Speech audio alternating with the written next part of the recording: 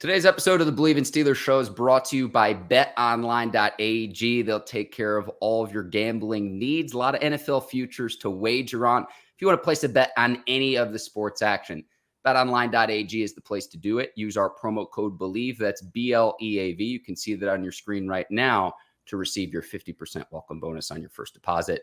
BetOnline, where the game starts. Welcome into the Bleav in Steelers show on the Bleav Network. I'm your host, Mark Bergin, joined by a very special guest today. He is a writer for the Pittsburgh Post-Gazette. He is also the host of the Locked On Steelers podcast.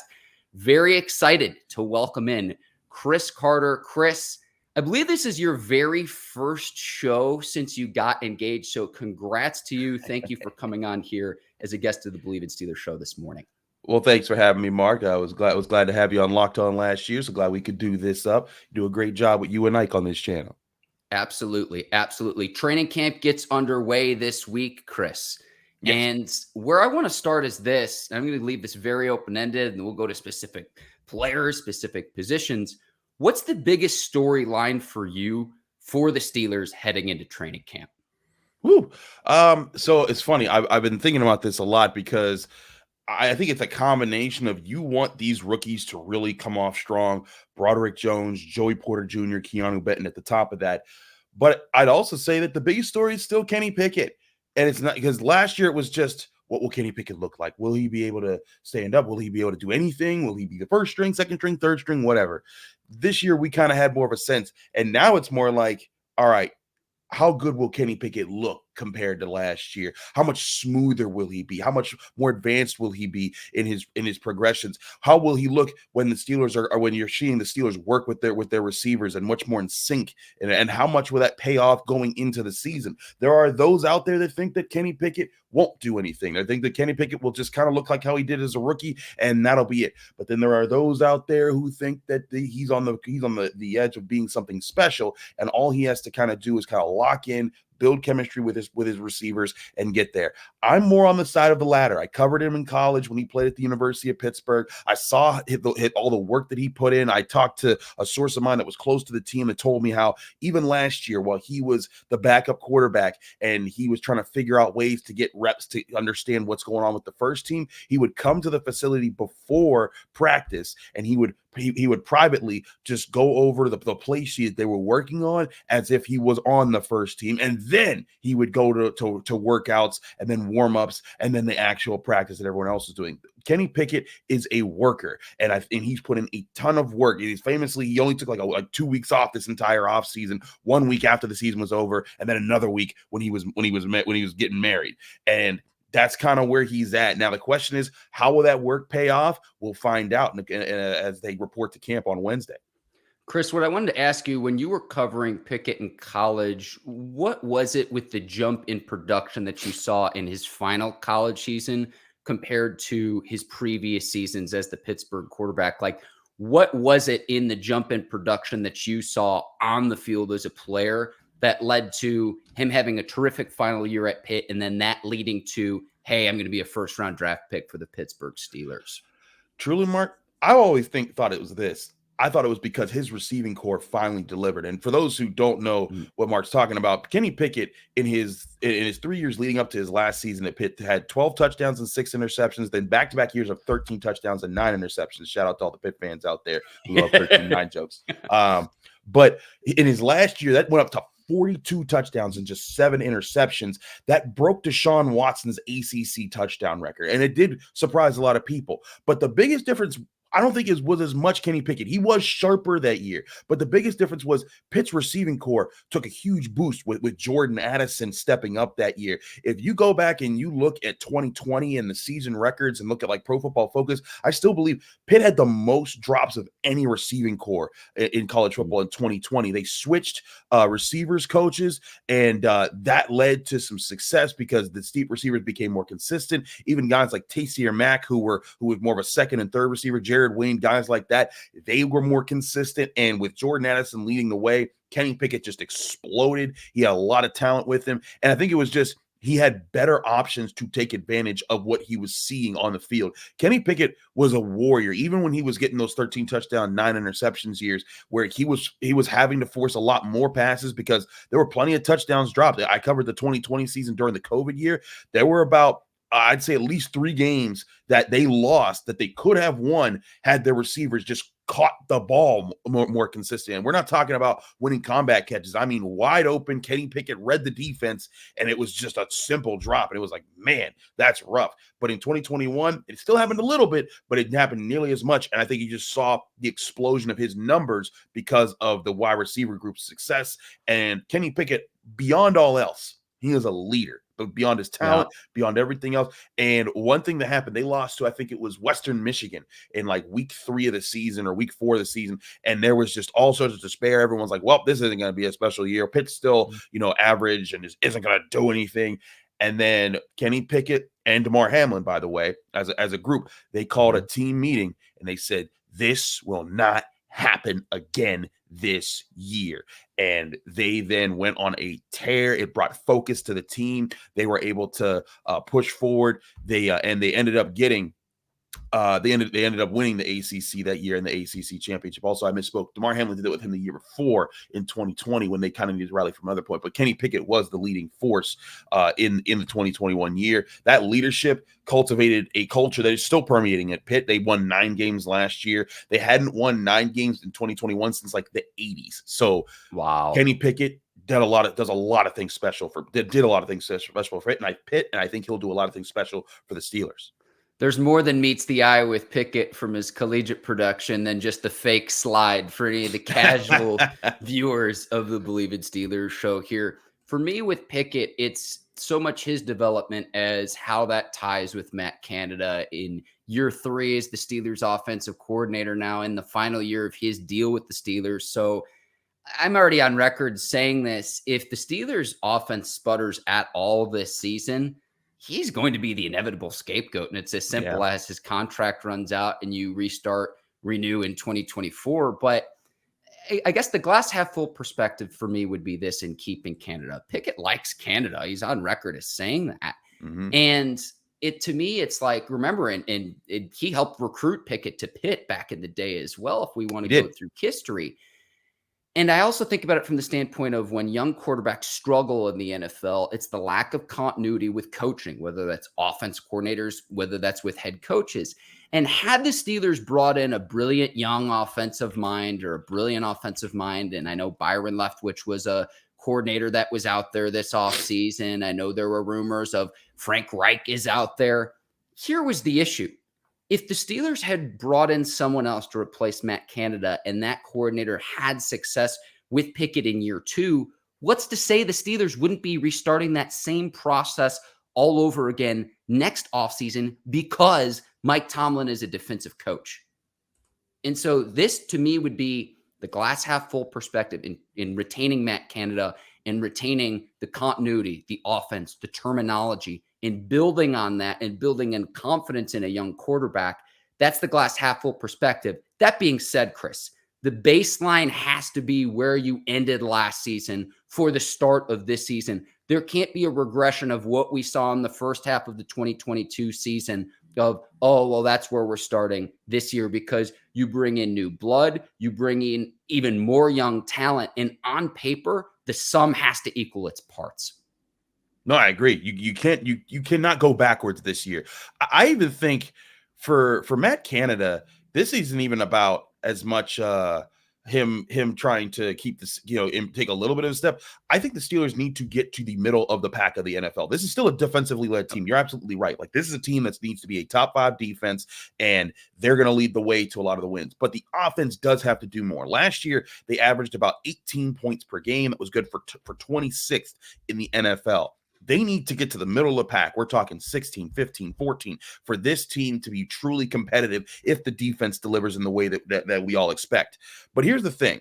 It is not that high of a jump to get in points per game to get there, because the 16th, the teams that ranked 16th, 15th, and 14th all scored about 21 points per game. And if we even round it up to the Packers, that they ranked 14th last year in points per game with 21.8, let's round it up to 22 points. We're talking about the difference of per game making one field goal drive a touchdown drive. The Steelers were ranked 21st, and I've talked about this a lot on Locked On Steelers, but the Steelers ranked 21st in red zone. I think it was 21st or 22nd in red zone efficiency. They need to jump that up by a lot, because you go back and all the time they failed in the red zone, they were great inside the 20s, and then they would just stall in the red zone. And if they can just turn one of those normal field goal drives, because they would have quite a few, they'd about 3 or 4 times they'd get out there down there a game, and then just stalling would happen. They couldn't run the ball consistently enough early in the season. Kenny Pickett would make some mistakes, or some guys would be in the same page. That's where I think one of the biggest things of training camp is going to be watching that 7 shots drill. Now, for those who don't go to Steelers training camp, don't know about 7 shots, basically it's a drill where after everyone's done their stretching and their positional warm-ups, they all meet at the 2-yard line in front of a goal line, and the offense gets 7 shots to get into the end zone and break that 2-yard plane, and the defense has to defend it. And last year, the defense owned the 7 shots. It was pretty nasty. But this year, the offense wants at least to get more of a say in who wins 7 shots, and that was a drill that the Steelers have done for years to improve their red zone efficiency. It really helped in the mid to late 2010s when Ben Roethlisberger helped kind of saw the Steelers red zone offense increase. So this will be a big part of it, is getting those numbers up, and if they do that, if they get to say like 14 or 13 as far as scoring offense in the NFL, I'm not sure it saves Matt Canada's job, but it makes it a tougher call, because then you're also, again, resetting the clock after this season when Kenny Pickett's showing progress. I think the only way that Matt Canada could be assured of a job next year with the Pittsburgh Steelers is if he gets in the top 10 in offense, which that would be a tall task. That'd be a really big jump. That'd be jumping up to about 24 points per game or so. And now we're talking about basically 2 extra field goals per game or a touchdown added on. So I'm not sure if that'll happen, but he's definitely going to be the scapegoat if things go bad. But I think the Steelers, they're in a position to kind of make incremental success happen to the point where I think that they can be in the middle part of the league, and that's why I think they can actually be a playoff team this year. Yeah, that's terrific analysis there, Chris. And you mentioned the 7 shots drill. When you get in the red zone, the windows just get a little bit tighter to where you don't have quite the real estate to work with. And that's a perfect transition, because you mentioned the running game. Najee Harris, entering year 3, still has yet to have a season where he's averaged more than 4 yards per carry. And so I look at it from this standpoint too. I think going into last year, his foot injury was worse than he or the Steelers let on publicly. And so if you look at the front half of the year compared to the back half of the year after the bye week, he was almost a full yard per carry better than he was in the front half of the season.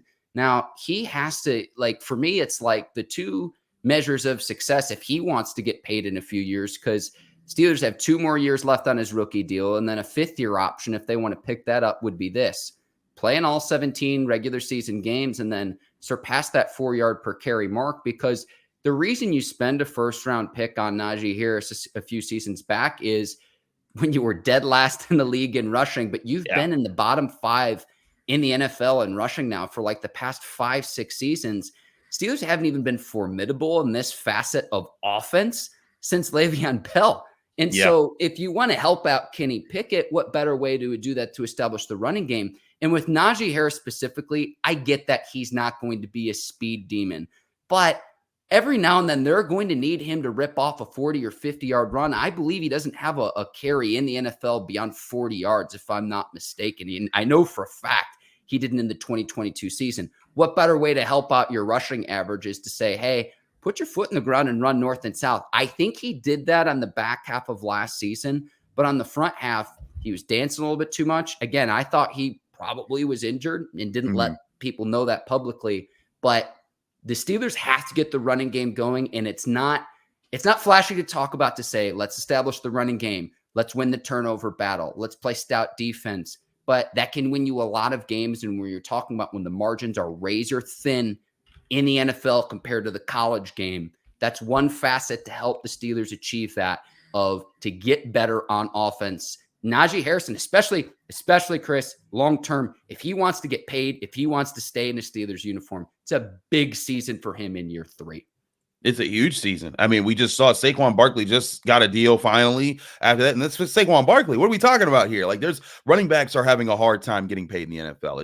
It is what it is. And Najee Harris has also been very vocal about him not liking how that has gone. And so it is going to be a bit of a clash, I think, when his 5th-year option is up for consideration. And the Steelers have to make that call. But I'll say this about Najee. One thing, he definitely was hurt. Like, I remember seeing him in training camp, and when he got hurt last year, and then he was trying to be every much the leader that he wanted to be in training camp, but he couldn't because he just wasn't 100%.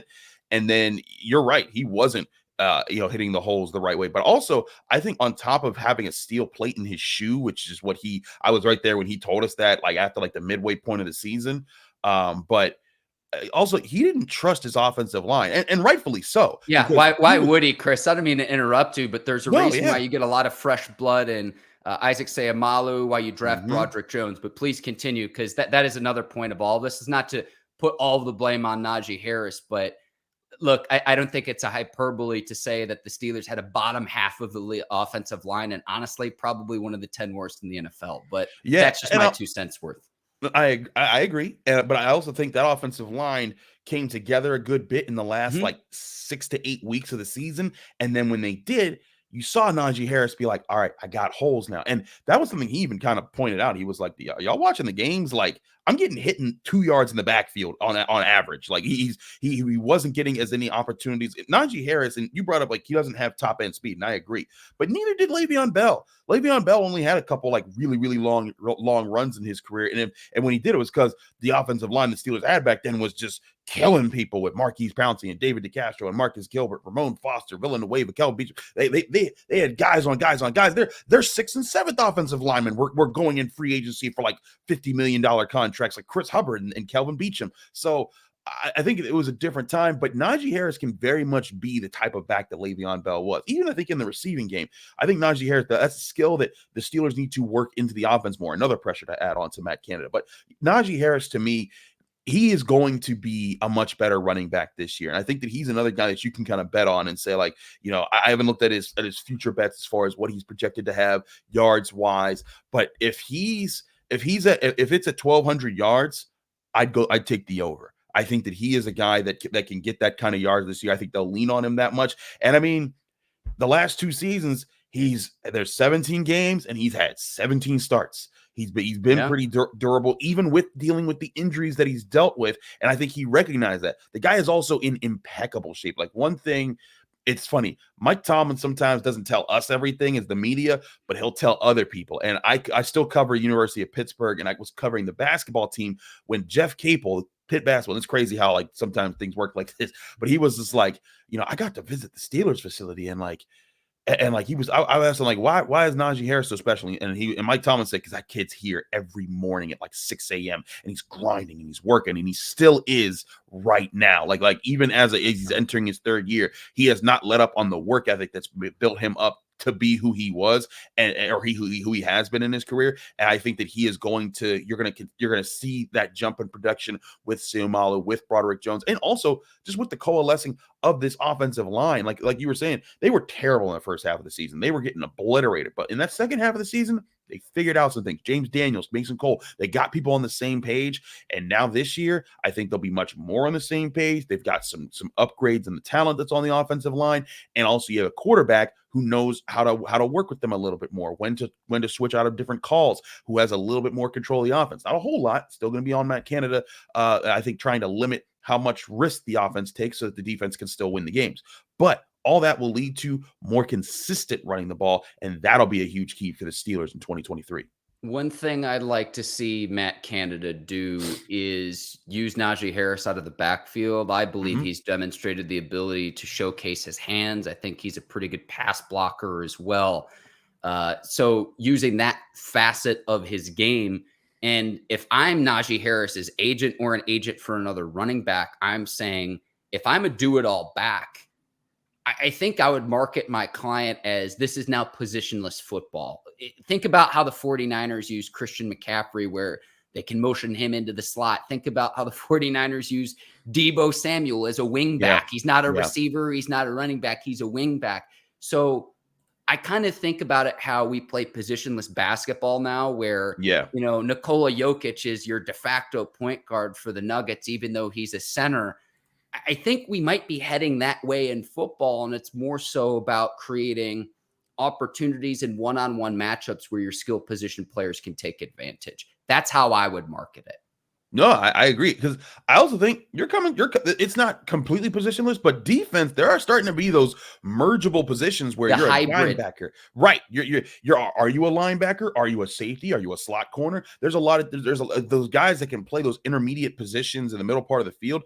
They are important. They are so important in today's game. Now, they don't make the biggest money all the time, but if you're elite at that spot, you get paid. Look at Roquan Smith with the Ravens. But no, absolutely. On offense, it's a similar thing where if you can be multi-talented, you increase your value by so much. And that's where Najee Harris, I think, wants to prove. That's what Le'Veon Bell was trying to prove back in like in the mid to late 2010s. That's why he was like, I should get paid like a running back and a wide receiver. He knew what it was. And that's the thing. He just took his swing and he missed by turning down the Steelers offer that they gave him and thinking that he can get more guaranteed money somewhere else. And he did initially from the Jets, but then, of course, taking a year off, he wasn't the same, and he was with the New York Jets. And then he realized, oh, wait, it benefited to be part of a great organization like the Steelers. And that's where his career kind of ended. But I think with Najee Harris, he knows that he needs to be. And that was something I even highlighted him coming out of Alabama. When he was allowed to run routes, he was good at it. He learned it. He got sharper at it. He still was growing at it, but that's something he's also bragged about. He's like, hey, I am so much smarter as a route runner than I was in college. So like the parts of me that you saw, that was just the beginning of me understanding how to be effective in the pass game. I think that'll be something that Matt Canada has to consider adding to the offense. I know that they don't want to get too tricky, because if they do, then they risk turning the ball over more. And I think that's the top priority of the Steelers offense. Don't turn the ball over, protect the football, so that the defense isn't put in the rough spots and that their turnovers can just lead to more Steelers successes. But I think Najee Harris, he'll be part of the passing game. I also think another guy to watch out for is a sneaky ad there, Connor Hayward. I watched that guy at Michigan State. We watched him last year as a rookie. I think they're going to add in not like a whole lot of formations, but a lot of situations where in pinches, he'll be on the field. He'll look like he's just a blocker, and then he leaks out and he runs a really good route, makes a really good catch, and Kenny Pickett will develop a rapport with him. I think they've got a lot of special options that aren't your typical wide receiver type guys. I'm going to go full nerd on you here, Chris. Sure. I know that Derek Watt is no longer on the Steelers roster, but I noticed if you go over to the Steelers website, Connor Hayward is listed not just as a tight end anymore, but also as a fullback. So something that I've noticed where it's just like, you can use multiple tight end sets because that's now a position of depth for you. And come out multiple tight end sets.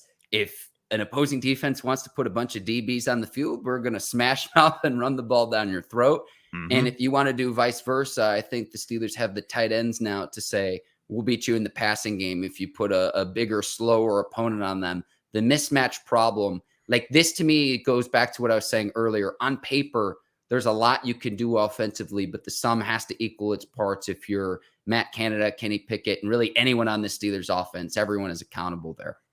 Yeah, I agree. And something I think what you'll see here now, I will say Monty Pottebaum, the guy that they signed to the fullback position, they're excited to see what he can do. But Mike Tomlin always says, I love multiples. If you could do multiples, that's like his phrase for saying versatile. And like, I get it. But I think if Connor Hayward, if he shows that he can play the third or tight end spot while also, being a guy who can play in the fullback role, that'll give so much flexibility to the Steelers. Like you said, imagine this: you come out with, let's say, Deontay Johnson, Pat Freiermuth, Darnell Washington, or Zach Gentry, and then you throw in Connor Hayward and you have Najee Harris. And at the start of the formation, you come out, but it's one guy out wide. You got Washington and Freiermuth at the on each side of the formation, a tight end, but Connor Hayward's a fullback, Najee Harris is a tailback. So the defense will come, all right, we're sending out 5 linebackers. We're coming out heavy. We're bringing box. Exactly. We're loading up big. And then all of a sudden, Kenny Pickett steps out from under center. He's in the shotgun.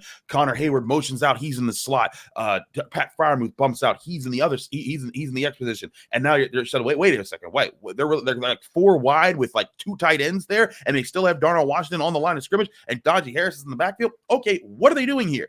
You're right. That can cause so many mismatches problems. But I also think it's gonna be about when it's called, because there's gonna be times where you can't live on that for an entire game, but you can pick at defenses and find weaknesses. And then I think also when they go into their lightning offense, they're no huddle, and they're just like, hey, we got the defense that we want out here. Let's run this a little bit. They'll get more opportunities to do that. They had to do that in pinches last year at the end of games when it was kind of just desperation mode. I think that's another thing to watch for in training camp, is when they run those no huddle sets and how they practice those. They'll want to do that more often to get the mismatches they want and let Kenny Pickett do what he does best. And to me, that's seeing the field and processing where the defense is not. Let's go to the line of scrimmage. It's a line of scrimmage game. Alex Highsmith getting the contract extension. You touched on something earlier, Chris, where the Steelers are very loyal. They pay out their contracts, unlike other teams, to where, I mean, look, what recent history shows us with Bud Dupree. He goes over to Tennessee. He gets the monster contract, but he doesn't see it through. Nope. He then has to sign with the Falcons this offseason for much less in the long run.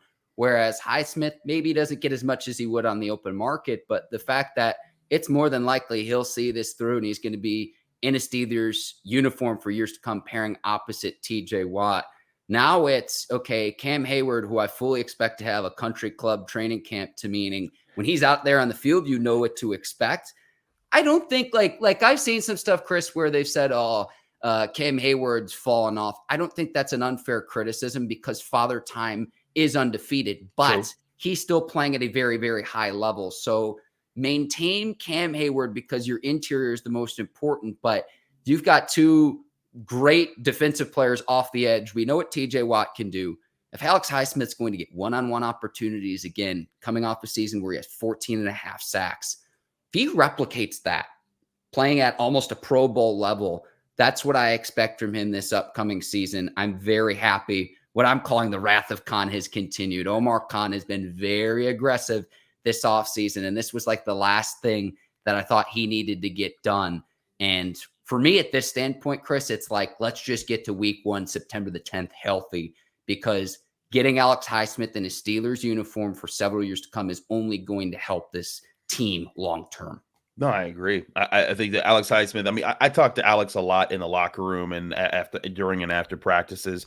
And like, he's made it very clear, like, hey, there's no hangups. It's just about time and just when this is going to get done. There was a lot of confidence on both sides that they would be able to come to an agreement and make a deal that will work. And if you look at Alex Highsmith's contract, it's pretty decent for the Steelers now, and it's also great for him. He's getting paid, like you said. He's not getting paid, he's not getting paid, super duper money. But he becomes a top 10 paid edge rusher in the NFL. Though the way that goes, that'll last like a year before like 5 other edge rushers get paid. It's just how the market works, right? Like at one point, Mahomes was the most paid quarterback. Then it was the next guy. Then with Joe Burrow contract coming up, that's going to reset it. And then after him, it'll be 60. Right. It's just gonna keep going up and up until it hits like a ceiling, and then we'll see, how the NFL responds to that. But with Alex Highsmith, you look at his cap numbers here. He's still like $4.5 million this year in 2023. That jumps up to 13.9 next year, 16.2 the year after that, 17 and 18 years after that. The Steelers will be moving that money around. They give themselves the normal freedom to move around by kind of lowering the guaranteed money as he goes throughout the rest of this contract. But how the Steelers work, like you said, you do by them, they do by you. And like TJ Watt, he's getting paid, and he's having money move down the line. Like, hey, we're going to just take some of your guaranteed money and push it over here a little bit so we can open up more salary cap space this year. I fully anticipate after this season, when they sign Alex Highsmith next season, you're going to see a sort of restructuring of his contract to move around some of his money so that they can create more space next year in the signings that they'll want to do to either keep players or make other moves, things like that. But Alex Highsmith, I think what you're on the verge here with the Steelers is you've now kind of locked yourself in for the next 4 years. You have him and TJ Watt with a chance to be in their primes, the best edge rushing duo in the NFL for multiple seasons. And you have that while having the best safety in the NFL and Minka Fitzpatrick, a really good 1-2 punch in Cam Hayward and Larry Ogunjobi, with young guys behind them who I think the Steelers should have a lot of confidence in Keanu Benton, their recent rookie, and of course DeMarvin Leal, who I thought had a really good rookie season when he was healthy. So I think this defense is in a really good spot to grow from here. And if you look at the if you look at how Highsmith's contract impacts the Steelers, yeah, if you look at 2024 on overthecap.com, it'll currently sit at like, oh, they only have $654,000 in cap space. That's not good. But as soon as you look down the list, you see, oh, wait a second, Allen Robinson will be an $11 million cap hit, and you can save $10 million by letting him go. That's probably what's going to happen there. Or if he has a great year with Kenny Pickett, they'll just reduce that number somehow. And then they'll look at other guys like Chakuma Okorafor, Deontay Johnson, James Daniels, guys who they can maybe move some money around and say like, hey, can we give you an extension? Can we move some money down the line? Or do we look to other options there? But I think that there's a lot of space the Steelers have to make moves. And Omar Khan, you're right. He's on a warpath this offseason to get things right and to put the Steelers on a path where they'll be able to succeed with Kenny Pickett and kind of strike during this rookie contract window that we've seen a lot of teams like the Bengals, like the Eagles, try to take advantage of while they have their quarterbacks on a lower contract. Several great points there with Omar Khan as well. It's getting depth at each position and creating healthy competition within the Steelers organization. I used to look at it when I first started covering the Steelers in 2019, where it's like, oh my gosh, I'm freaking out about the salary cap and looking at overthecap.com. And other organizations might see it as a deterrent. Omar Khan, who has been the money man for the Steelers for like 20 years now. It's just whose contract do we need to restructure to free up money to go after who we need to get. He's proven that time and time again, getting Minka Fitzpatrick extension done, getting TJ Watt's extension done. I could go through the list of several other examples in recent years. He and TJ Watt racing to the quarterback, how exciting that's going to be, where I thought Highsmith did a really nice job of playing off Watt when Watt's able to apply initial pressure. Bud Dupree was very good at this too, of, okay, Watt makes the quarterback escape the rush the first move. I can then anticipate what the quarterback's going to do off of Watt's action, or if Watt's getting double or triple teamed, I'm getting a one-on-one. It's my time to eat. And I look at it, there's an old slogan, Chris, that the sideline tells the story. When Alex Highsmith gets his contract extension, and TJ Watt's one of the first people to congratulate him on social media, I don't think that's a coincidence either. And so to see that rapport among the teammates is something that's really, really special. And how that plays out on the field is what we should be even more excited about. I think you should be excited about there. I think part of it too is people don't always see this but I think if you look closely in training camp, don't always just watch what's happening on the field. Look at certain players and what they're doing when they come off the field. And one thing that you'll see a lot with TJ Watt and Alex Highsmith, as soon as the first team defense is off the field, they'll go somewhere, and sometimes they'll get some water, sometimes they'll just rest. But there's plenty of times you see them and they'll be like they're fighting in karate. They're like, they're working all these hand moves against each other. I'm doing this and I'm doing that. And they just work on it and they work on it and they get sharper for it. And like it's just natural to them, where they like Alex Highsmith is like, hey, can I work with you? And TJ's like, yep. Now they don't even talk about it. They just do it. And it's something that I've seen. Alex Highsmith had like a really good spin move when he came to the Steelers. Like, that was like his silky smooth, Chris. Yeah, it was, and that was just something you could see at Charlotte. There was a game where he had against Clemson in his last year, where like where it was just like even I'm blanking on Clemson's head coach name, Dabo Swinney. He was like, that guy is ridiculous, and that was the move that he had. But now he has a rip move, he has a swim move, he can bull rush you, he can play off of each. He's learned how, and that's the thing. Part of what's so great about the hand technique and positional technique of edge rushers is when you can make the start of every move look similar to another move or similar to each other. It makes it so hard for the offensive tackle to sit on one move, because if I'm dropping back into my pass set and I'm waiting for your hands to make contact with me, but I think it's a rip move, but wait a minute, oh, it's a sweep. Oh, wait, I've mispositioned myself. That's the advantage that you get there. And that's one thing that the Steelers work on a lot.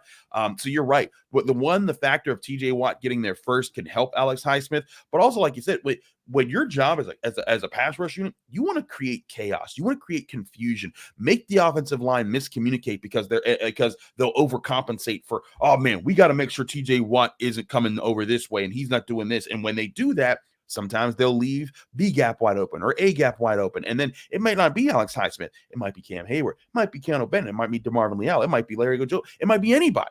And I think that's the fact that the Steelers have right here is that they have so many guys in their front four, front seven, whatever you want to call it, who can get after the quarterback, win on one-on-one opportunities, and some even stymie double team opportunities to clear up other guys. So they're in a great position. I think again the contract's awesome for Alex Highsmith, and I think this is going to be a year where you see the Steelers get back on top as far as sack production. Remember, they had 5 straight years of leading the NFL in sacks. Nobody had ever done that. Last year was the first year that they stopped doing that. TJ Watt getting hurt, that was a big part of it. But this year, I think they'll get right back up there and might even eclipse the 60 sack mark, which they have never done as a franchise. The interior is what's most important to me there, and that's where keeping Cam Hayward healthy. Because when Cam's out there, and I remember a few seasons back, he's chasing Justin Herbert down 40 yards down the field. Show me another defensive lineman that does that, point blank, period. So that's why, for me, it's like keeping him healthy because he's going to go all out there when he's between the lines. So if you're DeMarvin Leal, Larry Ogunjobi, who's actually going into this season healthy, that wasn't the case a year ago, and he still played at a pretty high level. That's what excites me. And if you're Keanu Benton, if you're DeMarvin Leal, if you're Isaiah Loudermilk, have that opportunity to where you can carve out a role for yourself in saying, hey, Cam, we'll give you a blow. We'll give you a play. We'll give you a series to where when we need you out there in the fourth quarter. We need you in November, December, January. You're fresh, ready to go and playing your best football. We do need to go to the offensive line. And this is a very important question I have because Broderick Jones, the enemy of my enemy, is a friend in trading up to number 14 to get him from the Patriots. It prevents the Jets from drafting Broderick Jones at 15. Very savvy move by Omar Khan. But what I want to ask you, Chris, is when does Broderick Jones start? Because I'm just looking at the schedule, right? 49ers, week 1, Nick Bosa. They move him around, but Nick Bosa against a rookie, that's going to be tough for any opposing tackle, let alone a rookie. Then week 2, Myles Garrett, we know what he can do. Week 3, you've got Max Crosby. So when do you see Broderick Jones start? Do you want to see how the competition plays out with Dan Moore in training camp? I don't want to put words in your mouth, but how do you see this shaking out at the left tackle position for the Steelers, at least early on this season? Well, Dan Moore Jr. will come in as the first offensive tackle on the left side to start training camp. There's no doubt about that. Isaac Seumalo has taken the left guard position, but Moore's going to get the chance to defend his spot. I think what's going to tell for Broderick Jones is when they start putting him in the one-on-one situations with Watt, Highsmith, Golden, and Herbig. How does he bounce back from his losses? Because like Dan Moore Jr., if anyone remembers Steelers training camp when Dan Moore Jr. was a rookie, it was rough. He was getting ragdolled. It was just, Alex Highsmith was beating him up and down the field, but he hung in there, and they kind of had no other option at left tackle. So he went out there and improved as a rookie. His second year, he started to step up a little bit. Wasn't dominating, wasn't winning all the time, or even saying most of the time, but you saw him be better against Alex Highsmith on that side of the ball. What has to happen with Broderick Jones is we need to see that kind of progress in this training camp. If you see that kind of progress in this training camp, doesn't necessarily have to happen for him to have a great career with the Steelers. But if you want to see him start week 1, he needs to kind of have that rough day or two where he gets beat up a bit, and then all of a sudden you start seeing him fight back a little bit, winning more competitions when they're doing their one-on-one drills with some of those edge rushers. And if he can win some with Alex Highsmith, maybe not TJ Watt, but if he can win some with Highsmith and Golden, I think the Steelers will be like, all right, we're going to give you some shots out here. I truly believe that the difference will be, as long as Broderick Jones can make the margin between him and Dan Moore Jr. very minuscule, I think the Steelers was like, all right, Broderick, you get out there. I truly think the long-term play here for the Steelers is they want Dan Moore Jr. to be a swing tackle. He worked at both positions in OTAs and minicamp. He even confirmed that to us in the locker room.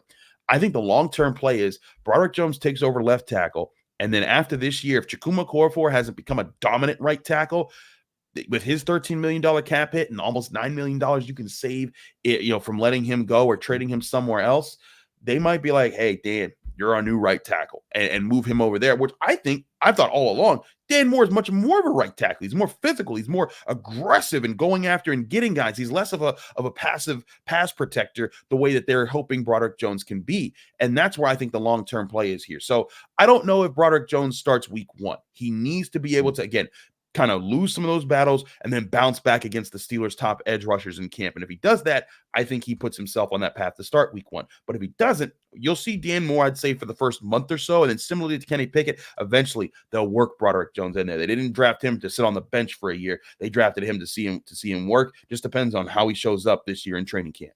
You answered the question I was going to ask, is what happens to Dan Moore Jr. when Broderick Jones eventually takes over that position. So well done there, Chris. Thank you. And yeah, the one concern I have with this rookie class is we're so excited about it because I've said this too, is like, we would have been cool had the Steelers drafted Joey Porter Jr. at 17, right? Like just given the ties with his dad and what we expect from him. And they end up getting him at 32, a much better value.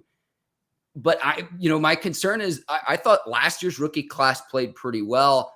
I'm hoping that we don't put too high of expectations early on for this rookie class specifically, because they are still rookie players.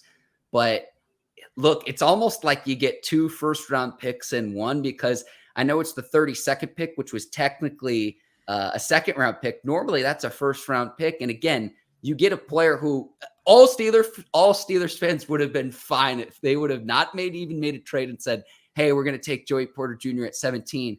That goes back to getting great value if you're Omar Khan, because you get the same player you would have otherwise gotten almost a half round later. And so, again, I'm just looking at it from the standpoint of, like, I don't want to have too high of expectations for this rookie class. But who do you think among the rookie class contributes most this season, Chris? Good question. Contributes the most. I actually think it will be Joey Porter Jr. Simply because I think the Steelers are going to have a lot of packages with their secondary where he's going to be on the outside. They'll move Patrick Peterson to the slot on certain situations, or they let him kind of float around. And then that'll allow for Joey Porter Jr. to be like, hey, your job, take away this boundary. No one gets behind you. You lock down this guy, you're good. And I think that if he's able to do that and he's able to give you 2-3 interceptions while Minkah Fitzpatrick's giving you 5, Patrick Peterson's giving you 4, Levi Wallace is giving you 4, then those are all numbers that those guys did just last year. Patrick Peterson actually had 5 interceptions last year, and with a defense that didn't have the kind of pass rush capabilities the Steelers do this year. I think Joey Porter Jr. could be a huge impact, especially because with his size and his speed, if he's able to lock in training camp, I think he could give the Steelers so many important snaps on the outside, taking away certain wide receivers, maybe not number ones, but if he can take away the number 2 guy on most teams, like when they're going up against the Bengals, if he can just keep T. Higgins from exploding on that side, on his side of the field, while the Steelers work on just neutralizing Jamar Chase, it takes away a huge part of that Bengals offense. And then you're going up against other teams this year that we're talking about that they'll face.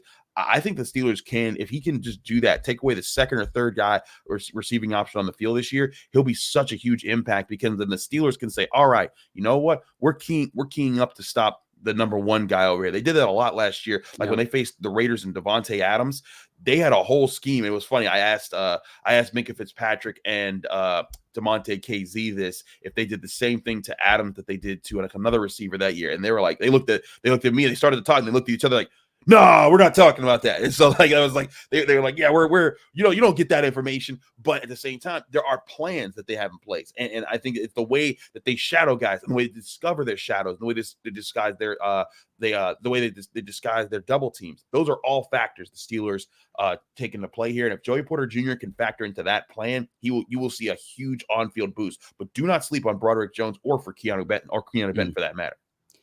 You alluded to a little bit with the other teams in the division. We know the trio in Cincinnati, the Ravens, obviously Mark Andrews, but OBJ, Nelson Aguilar, Zay Flowers, and then don't sleep on Amari Cooper, one of the best route runners in the NFL as well. So how do you neutralize prolific offensive playmakers within your own division. And that's why drafting Joey Porter Jr., Corey Trice Jr. is so important. I think Mike Tomlin called them avatar corners. So I can't wait to see what Joey Porter can do as well, because this is someone who grew up in the Steelers organization, going to Penn State, not too far away in the state of Pennsylvania. That storyline writes itself, and what he can do for the Steelers is going to be phenomenal to watch. Chris, I want to leave you with this. With training camp starting this week, whether it's training camp, whether it's being in the locker room, do you have a story that is your favorite to tell from covering the Pittsburgh Steelers, whether that's being in a locker room before or after a game or during training camp that starts here this week? My favorite locker room story. I got to think about that because I got quite a few where just random things happen, funny things that happen with me. Like I'll talk about the Steelers lost a game when they lost to the Bears in 2017. It was like my first welcome to the NFL moment, because that was my first years, my first road game that I ever covered in a locker room. And I wanted to talk to the defense about what they needed to do to win that game, because they lost that game late. And I went up to Mike Mitchell, and he was like, "I'm not talking." And I was like, "Okay, Mike, but I just want to ask you one question." He said, "I'm not talking." And Mike Mitchell, he said he wasn't talking. He wasn't talking. But I'll say this: Cam Hayward is the complete opposite. I remember walking up to him after that game, and he was furious about that game for multiple reasons outside of just the game itself, because that was also the Villanueva let me stand and salute the flag while we agreed not to do that so that we didn't draw attention to ourselves game. But Cam Hayward, when I walked up to him, he was just his hands were clenched, and he was just like, he had that face, and I was just like, do I want to talk to this 6'5" man who could beat the crap out of me right now? And he looks like he would beat the crap out of me right now. I walked up to him and I was like, "Hey, Cam, can I talk to you for a second?" He was just like, "Sure." And then he was perfectly professional, and he breathed out all of that anger, all that frustration. And that's part of why Cam Hayward is like the man every year. He's funny, he's relatable, he's adorable when you're talking to him, and he's a friend to so many people, and everyone loves him. But when he's on that field, he's killing people. And he also, he's very good at needling. Like, a lot of people don't realize, like, you talk about Cam Hayward, a country club pass at training camp, he is going to be picking fights, because he does every year. Well, here's what I mean by that too, though. Okay. The Steelers need to protect him from himself, because when he's between the lines, like, again, just go back and watch the Chargers clip. I can't recall a defensive tackle chasing down an opposing skill position player, a quarterback, 40 yards down the field. Maybe on an interception return, Chris, but on just like your run-of-the-mill play. I don't know if I've ever seen that before in my years of watching football. I'm sure it's happened at some point, but that's rare. That's rare. So when I say the country club training camp, if you're the Steelers, be like, Cam, take the day. We know what you can do when you're on the field. We need you healthy and ready to go. The Steelers need to protect him from himself, because when he's on the field, I know what to expect, Chris. No, I agree. He sets such a tone as a leader, as a player. And I really think that that's something they need to capitalize on next year. I mean, there was a reason why when Kenny Pickett was drafted, Cam Hayward said, "Yeah, his locker's next to mine." And like, he still does. Like, sometimes, like, we'll go, like, the first time when we interviewed Kenny Pickett, Cam Hayward kind of like snuck up right behind him and was just staring at him the whole time, like, "Don't say nothing wrong, don't say nothing wrong." But it was like his way of just like messing with him. But now, even as Kenny Pickett's a veteran, Cam Hayward still kind of messes with him sometimes, kind of pokes him a little bit, makes jokes in the background to kind of mess. And that's just who Cam Hayward is. He wants to cultivate the right type of, there's got to be antagonism between the defense and the offense, because the defense wants to push the offense and vice versa, but also camaraderie in the sense that, hey, we all are trying to get on the same page here. We all want to make sure we're out there winning so that this team is successful when games start playing in September. So Cam Hayward, absolute leader, absolute person. And there's so many different times where, like, I've had like a really positive interaction with Cam. Also funny times where, like, one time the Steelers were in the locker room. It was like OTAs last year, and like they were playing a card game. We were just all kind of bored, just standing around because none of the players were talking yet. And I was like, "What card game is this?" And Cam Hayward was like, "Don't ask that question." But like he'll have those funny moments even when he's off camera. But Cam Hayward, that's why he's Mr. Steeler for so many people out there. I hope that they call it the standard. I hope that tradition carries on. I feel like he's one of the old guard. I know he's like the longest tenured Steeler right now Mhm. too, but it's just like I hope that tradition. And I mean, they're going to Latrobe and St. Vincent College, which they've done for more than 5 decades now. I hope that tradition carries on and he can bring that to this next group of Steelers to where, yeah, you want the young, the rookie players, the young skill position players to develop, whether it's George Pickens or what Calvin Austin can do, and essentially what will be his rookie year due to injuries, whether it's Najee Harris, whether it's Kenny Pickett. But I hope that that tradition of excellence and that tradition of not just getting to the playoffs, but saying, let's win playoff games and we're going to be measured by hoisting Lombardis. I think he carries that tradition, and having a veteran like him in the locker room is so important. I think that's why bringing Patrick Peterson is really important, because look, if I'm Joey Porter Jr. or Corey Trice Jr., I'm trying to pick the brain of Patrick Peterson and Minkah Fitzpatrick, two players who have been Pro Bowlers, and not just Pro Bowlers, all pro players, and trying to learn as much as I can to develop my own career to where, Troy Polamalu said it during his Hall of Fame speech, where it's just like what the tradition is that institutional knowledge of what it is to be a pro playing at a high level is carried down even to the next generation of the player who's inevitably going to replace you as well. Cam Hayward embodies that, Chris. Mm-hmm.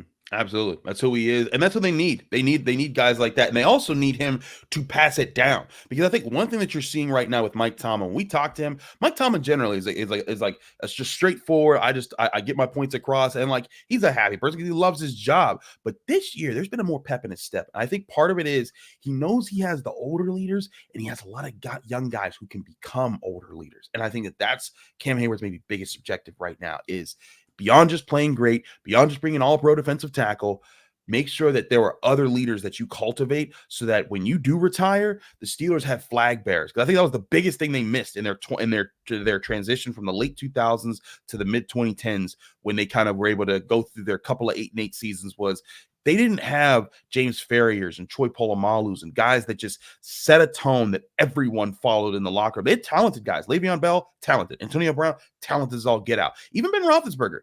I think that they didn't have the guys who everyone rallied around all the time and that kind of pushed everyone. And Ike, who you have on the show, he's talked about how like they used to like watch Monday Night Football together. They'd meet up at the same house and they would just go watch football, enjoy it together. And that was part of the culture of that team. I think Cam Hayward has worked to reestablish that, but part of reestablishing it is getting younger guys to buy in. I think Kenny Pickett buys in. I think Najee Harris buys in, and I think Broderick Jones will buy in. I think Pat Fryermuth's on that list, and Minkah Fitzpatrick already has. TJ Watt already has. Alex Highsmith already has.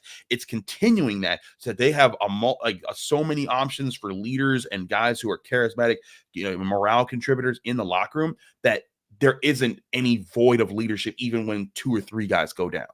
We're obviously going to be a bit homerish. I know this is a Steelers show, but I've got the Steelers arriving. Like, to me, this is the year where they're a year early and everyone was like, whoa, are they actually contenders? So not quite Super Bowl level, but then next season would be the year where it's like this team is poised to get number 7. That's where I'm at, Chris. That's where I'm at. But listen, man, we've been going for 52 minutes. We have. I want to give you the opportunity to plug anything that you need to with your coverage. You've been very, very gracious with your time, but I want to give you the floor if there's anything that you would like to plug that you're working on, Chris. Thank you. Just come check out my work at the Pittsburgh Post-Gazette. I cover all things University of Pittsburgh sports. So Pitt football training camp, that's starting up. If you want to see how the Panthers are looking for next year and what players they might send into the NFL draft coming up, we'll be at training camp with my partner Noah Hiles and Abby Schnabel. We'll be covering that there. You can also check out the North Shore Drive podcast we do with the Post-Gazette. We'll be in training camp all season long, just like I will be for Locked On Steelers. You can find all of that under my Twitter and Instagram accounts at Carter Critiques. You follow that, you'll get all of my content, just pushing it out as it is. I work lots of jobs, so there's lots of content. So you'll get all of that there. But if you love everything Steelers, Pitt football, Pitt basketball, NFL, I'm there. I'll be doing it. Mark, thanks so much for having me, man. This was a great conversation. Chris, we will leave your social media information in the show notes, so please check him out there. And if you enjoyed this conversation too, please just give us a thank you as well. It lets us know that we're doing a great job. If you have questions for us too, leave those in the comments. We'll do our best to answer them. But I'll go ahead and sign off for the both of us. For Chris Carter, I'm Mark Bergin. Thanks so much for watching the Bleav in Steelers show. Enjoy the start of training camp football season, almost here. See you next time. Take care. So long, everybody.